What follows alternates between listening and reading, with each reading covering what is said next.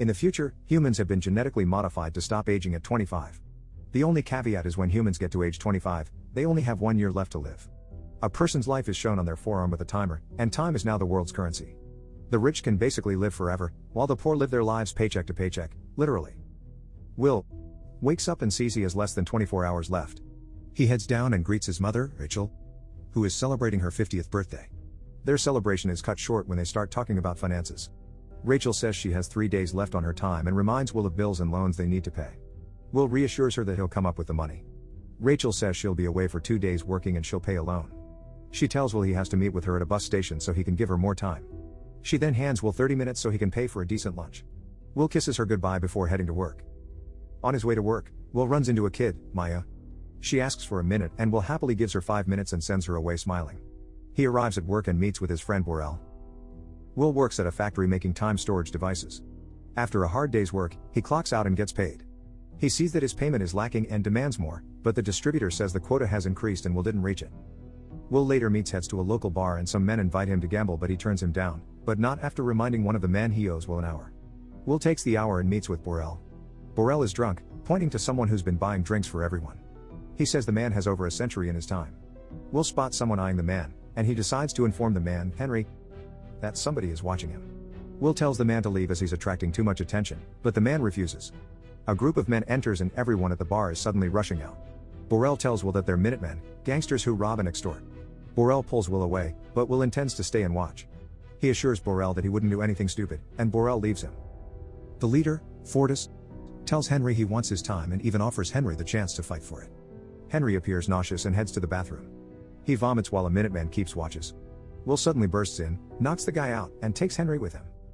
Will and Henry run out and Fortis and his men chase after them. They manage to escape after climbing over a gate and hiding inside an abandoned building. The Minutemen are close behind and almost find them, but eventually give up their chase when one of the men tells Fortis that he recognized Will. Will and Henry get acquainted, and Henry reveals he's 105 years old. He says his mind is fatigued, and he desires death, explaining his rash behavior.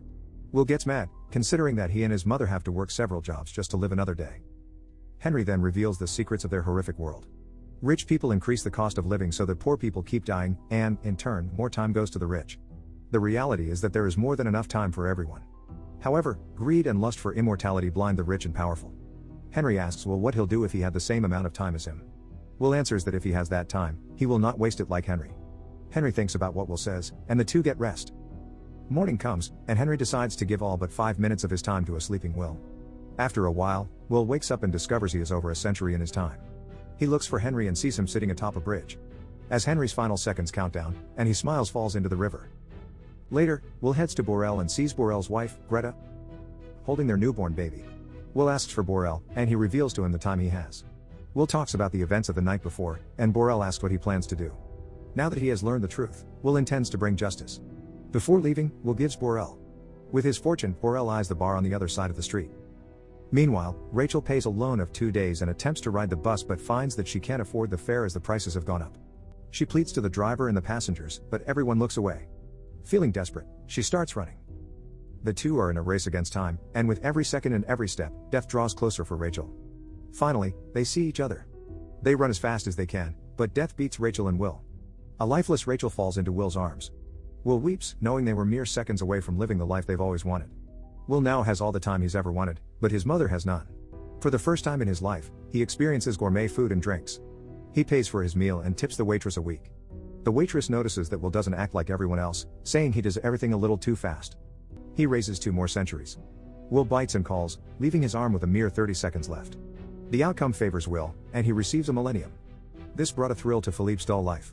He notices Will looking at Sylvia and asks if he thinks she's his grandmother, mother, or wife. Will simply says that she's beautiful. Philippe introduces her as his daughter, and she invites him to a party. The next day, Will purchases a brand new car with his winnings which he drives to Philippe's mansion. There he's introduced to 3 generations of women that look as if they're sisters. Will looks out of place among the high-class crowd. Sylvia approaches and saves him from a lonely night. They get to know more about one another, and their conversation leads them to the dance floor. She asks him if he comes from the ghetto, but Will neither admits nor denies her claims. Sylvia opens up to him about her meaningless life and how the time that she is shackles her when it's supposed to grant her freedom. While this is happening, Philippe and her wife stare at the two with watchful eyes, causing Will to lead Sylvia outside to the beach. Will and Sylvia undress and dives into the waters. They float on the ocean, naked and inches apart, with the moonlight glowing on their arms. Sylvia distances herself, but the waves push her closer to him. Suddenly, someone calls out from the shore, disrupting the romantic moment. Will notices her earring, and they rush to the jewelry dealer. Seeing that they're desperate, he underpays them and offers only 2 days. Will accepts, and they immediately hide as they hear the timekeeper's sirens. They walk through the city, talking about Sylvia's family business. Will asks how much they're worth, and she replies it's too much, to the point that knowing it won't matter. Will calls Raymond and asks for Philippe to transfer 1,000 years to the ghetto city in exchange for Sylvia. Raymond warns him that if he continues, he'll end up dead like his father. Will says his father died fighting someone, but Raymond says Will's father was doing something more dangerous. Night arrives, and Sylvia makes herself at home at Will's apartment. She asks about his family, and Will opens up about her mother's passing. He reminisces about his father and how he was a gambler like him but on a different game. His father would play a game akin to gambling, but using his time. His father won a lot, but his acts of generosity caused his death.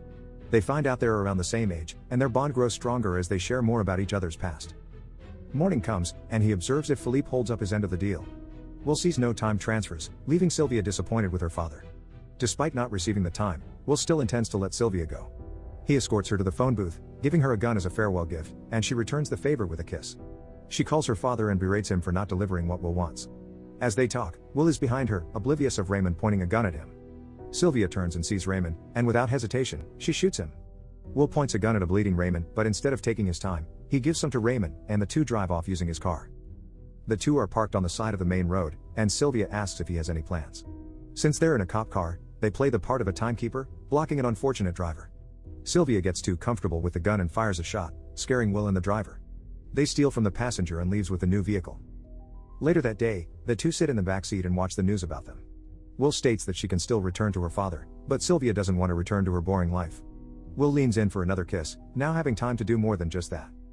In his office, Philippe talks to his partners and assures them that he didn't pay the ransom. They doubt his capabilities to resolve this issue, but Raymond enters the room before Philippe gets a chance to explain himself. He tells Philippe about her daughter not wanting to be rescued. Philippe apologizes and attributes his daughter's stubbornness to Stockholm Syndrome. Raymond does not budge and informs him that he plans to arrest his daughter. Philippe tries to bribe him with his time, but Raymond remains uninterested and leaves. Meanwhile, Philippe watches the news about his daughter's continuous pursuits to steal from him. Later that night, Raymond and the timekeepers surround a motel where the two stay in. Will and Sylvia notice they're surrounded, so they jump out the window to escape. Raymond chases after them through the streets and the dark alleyways. They make their way up the roofs, and a shootout commences. They manage to board a bus, losing Raymond. Fortis continues his search for Will and Sylvia. He interrogates a group, threatening to steal their time. When one dies, a man steps up and says he has information about their whereabouts. At the motel, the two sit on the couch together, talking about the challenges they're about to face. They both accept that if they get caught, they will die. At the period they've spent together, and at every time they almost died, Sylvia felt more alive than ever. Suddenly, the door gets knocked down by Fortis and his men. Feeling generous, Fortis gives Will a chance to play for his life. Fortis rolls up his sleeve for a game of strongarm, and Will accepts his challenge. Will struggles up to his final seconds, then he turns it around when Fortis loses focus. His subordinates approach the table, and the fear in his eyes grows. Will grabs a gun from his ankle and shoots everyone while siphoning Fortis dry. Will and Sylvia stand on a rooftop, observing how prices keep rising. Will feels hopeless, saying that the rich will just increase the cost of living every time they steal. He says that only 1,000,000 years will make a difference. Sylvia agrees, but she has a plan in mind. Meanwhile, police vehicles start to barricade the main road. The timekeepers shoot at Will and Sylvia's car, but they miraculously get through unharmed, ramming the toll booth to cross the border. Raymond doesn't give up and chases after them. They arrive at the ghetto, and as they're about to reach safety, Raymond intercepts and crashes into them. Will exits unscathed and asks Maya to distribute the 1,000,000 years. Raymond points a gun at the two, but the clamoring crowd blocks his line of sight, allowing for them to escape. Raymond hijacks a car, and the chase continues. Finally, they clash in the middle of the road. Raymond admits that he's also from the ghetto, and as he learned how to escape from poverty, his eyes were also open to the hard truth that the gap between the rich and the poor has to be maintained. As they talk, Raymond realizes that his time is up. He dies on the spot, and the two try to find a way to replenish theirs. In the distance is Raymond's car. They run towards it with seconds on their clock. Will gets there first and receives his time. He then runs to Sylvie, who has seconds left. The two run into each other's arms in the nick of time, and the two get to live for another day. Citizens are now crossing borders into more expensive zones. The Minutemen watch on as their societal hierarchy begins collapsing. Sylvie and Will continue their routine, this time making their way to a massive time bank.